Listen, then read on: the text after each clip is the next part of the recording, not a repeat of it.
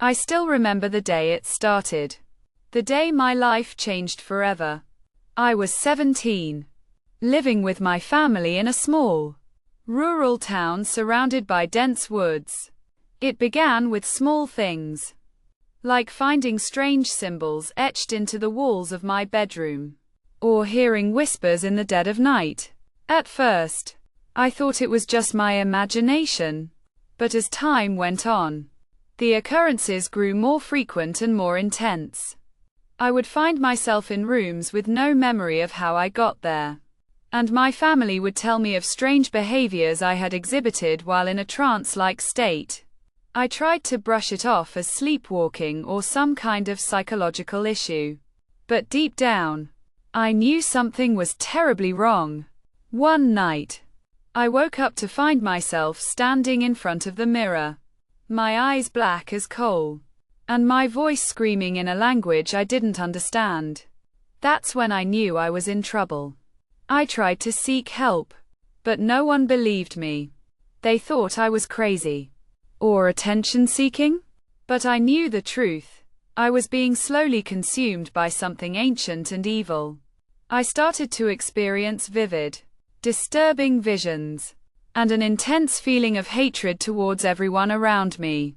I would lash out at my family, saying and doing things that weren't like me at all.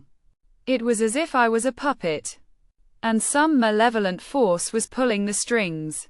I became isolated, afraid of what I might do to those I loved. And then, the nightmares started. I would dream of being in a dark, damp place, surrounded by an unspeakable horror that lurked just out of sight. I would wake up, drenched in sweat, with an overwhelming sense of dread. I knew I had to find a way to stop it, to rid myself of this evil presence. I turned to the church, hoping that faith could save me.